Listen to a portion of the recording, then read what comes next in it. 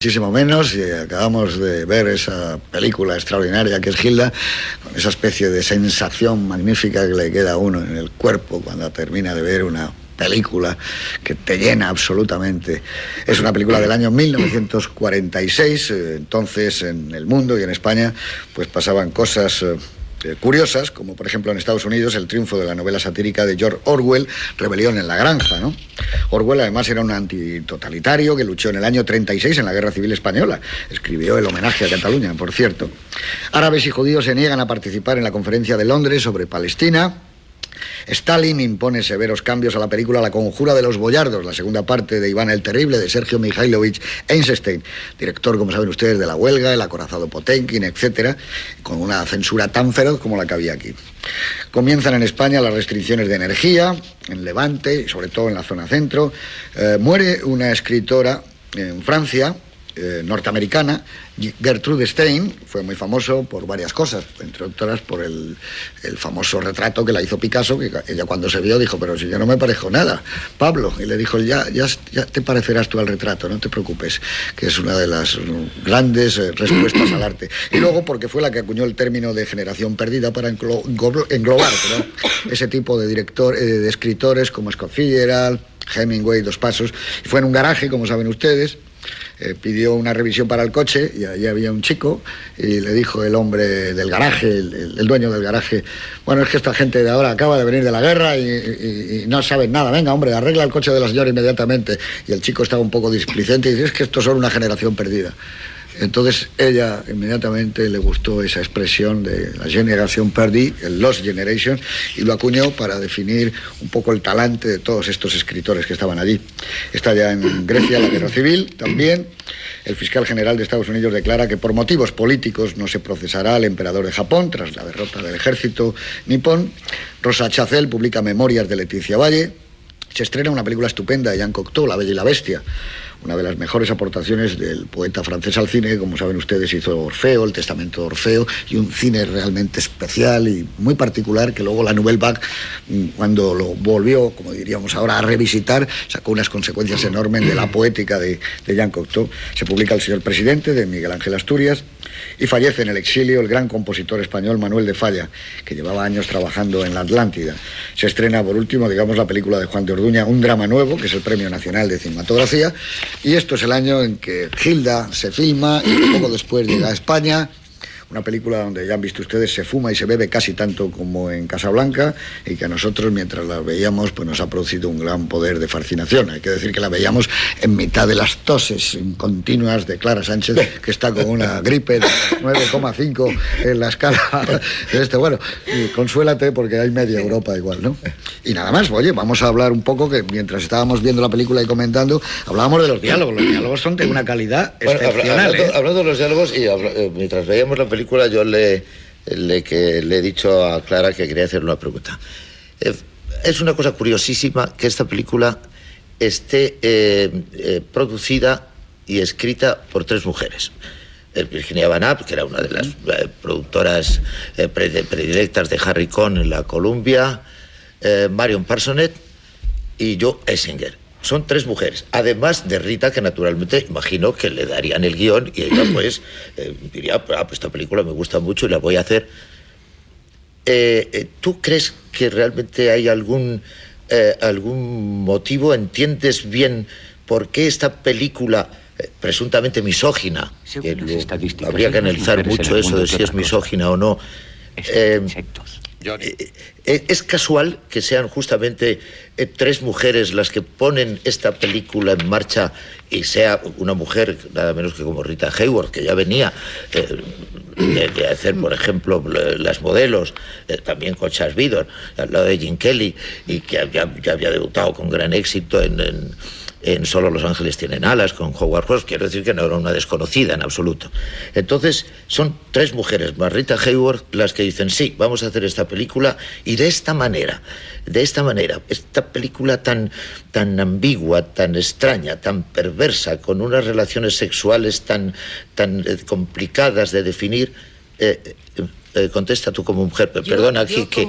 Claro, es que yo soy una mujer de esta época y ellas eran unas mujeres de de esta otra época, de los 40, de los 40, que captaron maravillosamente bien la psicología de la época, porque esta Rita Hayworth es una mujer dependiente de los hombres, pero que si yo fuera un rancho me llamarían una cierta rebeldía, no contra ellos, sino frente a ellos, porque por una parte está este marido, George Macready, con el que se ha casado, al que no quiere nada, lo está utilizando como puede, él la está utilizando a ella. Está este otro amante con el que mantiene una relación de amor-odio, que es, ¿no?, los términos que se están manteniendo a lo largo de toda la película. Perdona, nunca se dice por qué rompieron. A los dos se nos da muy bien eso. Yo, desde mi punto de vista, pienso porque él era homosexual. No me pegué yo de ti por porque el destino de esta mujer, efectivamente, es tener un novio homosexual. Podríamos darle esa explicación, porque jamás nos explican por qué rompieron. No porque ella tuvo otro amante, ni porque él la engañó, no se sabe por qué. Y va y se casa con otro supuesto homosexual, porque también sería muy complicado. En Freud, capítulo 2. Desde luego son unas mujeres, y Rita Hayworth lo encarna maravillosamente bien, que no tienen una excesiva confianza en los hombres. Perdona un momento, Clara. Yo creo que ella es un cielo de mujer, es maravillosa y está con dos locos, que lo dice ella. Claro, están dos raros. Dos tíos que además que mala suerte he tenido, que son dos locos, que no saben apreciar la sensibilidad y el talento de esa mujer. Hay dos hombres sensatos aquí. El policía, la figura del policía, que es extraordinaria, porque ha estado un poco plasta, pero bueno, que ha estado al corriente de todo el asunto. Y luego Aristóteles, que es el tío. Y Aristóteles, que es a mí, en este tipo de películas, este tipo de personajes que tú has calificado bondadosamente de sensatos, sí que reconozco que en una historia tan turbia, tan perversa, con una apariencia tan normal, pero sin embargo con tantas cargas de profundidad, de repente estos personajes que son como los pepitos grillos y tal, a veces resultan un poco cargantes. No, pero yo siempre he tenido una duda con esta película, que es respecto al director. Antes hemos hablado de la censura, del integrismo y la intolerancia y el puritanismo en España, pero no hay que olvidar que cuando se hizo esta película en Estados Unidos tampoco era el paradigma de la libertad. Entonces, yo pienso que todas esas señoras que tú has mencionado pergeñaron esta historia, una historia verdaderamente turbia, pero para hacerla de una forma que fuera un gol al propio puritanismo norteamericano. Es decir, que fuese una película en que se sugirieran muchísimas más cosas de las que se ven. Entonces yo me pregunto, Charles Vidor, del que hay una anécdota que me imagino que sabréis y que la contaré, ¿era consciente de lo que estaba contando? Porque hay una anécdota que me imagino que sabéis, que es cuando la crítica francesa dijo que esta era una historia de amor entre dos homosexuales, Charles Vidor dijo: jamás pensé que estos personajes fuesen así. Si eso no fue un acto de cinismo, sino que fue un acto realmente sincero, pues no cabe duda que Charles Vidor le pasaba un poco lo que a Michael Curtis cuando hacía Casablanca, que según parece, no digo yo que no se enterara porque estaría bueno, pero que yo creo que toda la complejidad de la película está en el guión. Sí, eso sin duda. Está en los personajes, está en los diálogos, y Charles Vidor, con ese oficio magnífico que tenía, la puso en pie, pero yo no sé si él era consciente. Pero hay una cosa que está clara en el guión, que Johnny Farrell entra con llave. Y que cuando que se va a casar le da la llave. Pero eso sería de guión. Claro, y eso lo único que ha hecho ha sido ponerlo en pie. Bien, él entra con su llave. Yo creo que todos los elementos que hay en la película que abogan por lo que estamos diciendo son fundamentalmente de guión.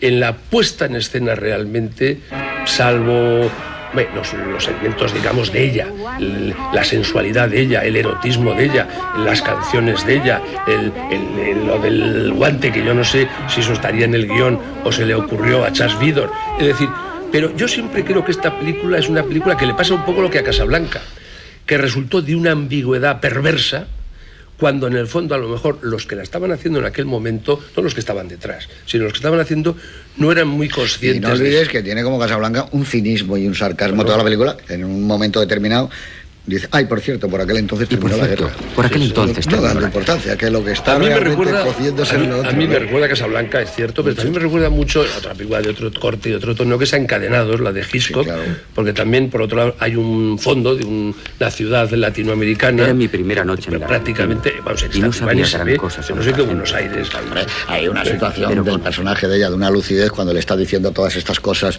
Johnny Farrell le dice, eso cuéntaselo a otro, Johnny. Cuando le dice, ay, ahora me vas a llevar y me vas a esperar a que yo esté con chicos y eso, que viene. Sí, que me llevarás a todas una enfermedad tremenda, o sea, lo que te pasa, Johnny. Las mujeres, yo creo, que han escrito y que han producido esta película estaban por encima, pero años luz. Y la película es un personaje soberbio. Y diga lo que diga Charles Vidor, la relación entre este personaje inquietante, el Manson, que es un personaje absolutamente inquietante, como hay que verle esos planos generales en su casa con ese batín que le llega casi hasta los pies. Es un personaje ambiguo, inquietante, extraño. La relación. Una de las secuencias